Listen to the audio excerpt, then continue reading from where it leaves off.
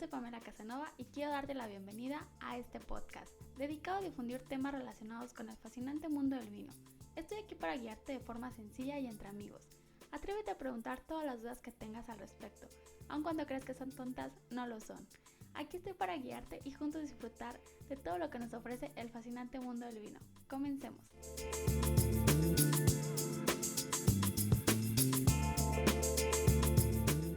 Hola, bienvenidos al podcast. El día de hoy vamos a platicar sobre de dónde se origina la barrica, lo que hoy todos conocemos como un sistema de conservación y de crianza en el vino. Así que vamos a comenzar con el tema de la semana. Como es bien sabido, la barrica de roble es uno de los elementos principales hablando de procesos enológicos y de la crianza del vino, como les acabo de comentar. Y por excelencia es de gran importancia para la mayoría de los vinos en todo el mundo para su conservación. Pero ¿por qué empezaron a utilizarlo o quiénes fueron los primeros en utilizar la barrica? De esto vamos a hablar en este episodio. Para empezar a entender por qué se utilizaba la barrica o cómo se empezó a utilizar, hay que regresar más o menos en la historia al año 1000 a.C., cuando los fenicios ya comercializaban el vino, lo transportaban en ánforas de barro. Y esto después se fue reemplazando por pellejos de animales que eran un poco más resistentes. Para entender y entrar en contexto de cómo se empezó a utilizar la barrica o qué origen tiene la barrica, hay que regresar más o menos al año 1000 a.C., cuando los fenicios ya comercializaban el vino, lo hacían en ánforas de barro. Después los fueron reemplazando por algunos pellejos de animales que eran un poco más resistentes que el barro.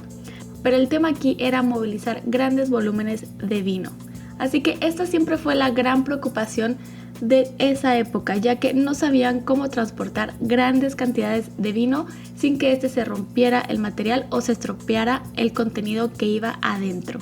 Y ya en el año 500 a.C., el pueblo celta empezaba a utilizar otro tipo de materiales.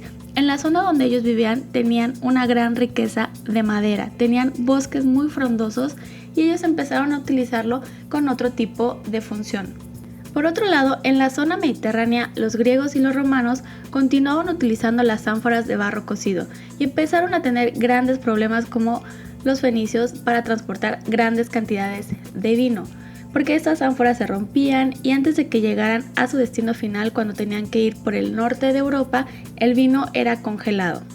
Gracias a los celtas, que ellos fueron los que empezaron a perfeccionar técnicas para ahuecar ciertos troncos y colocar dentro sus bebidas, poniéndoles una tapa, solucionaron el problema de trasladar este tipo de bebidas. Todavía no estaban transportando el vino, pero gracias a este tipo de invento o de creación, empezaron a darse cuenta que el vino también se podía transportar dentro de estos troncos de madera.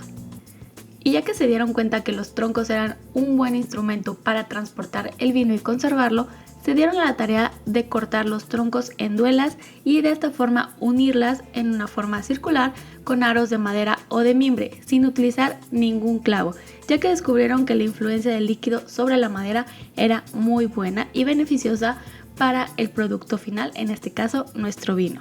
Los celtas también descubrieron que calentando estas duelas era muchísimo más fácil manipularlas y lograr una forma totalmente circular para las barricas.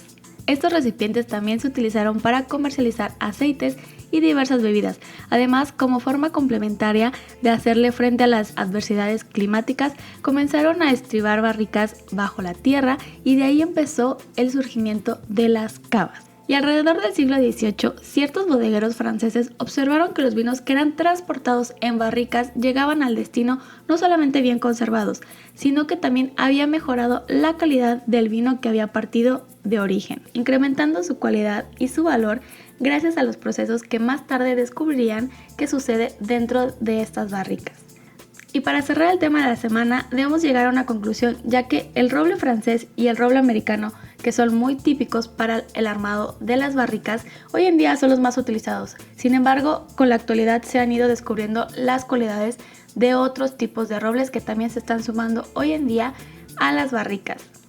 El tipo de madera que tienen estos dos robles es óptima para el armado de los recipientes, en este caso las barricas, y para llegar a este punto y saber que por lo menos estos dos robles, que son los más comunes, se atravesaron diferentes pruebas a lo largo de los siglos.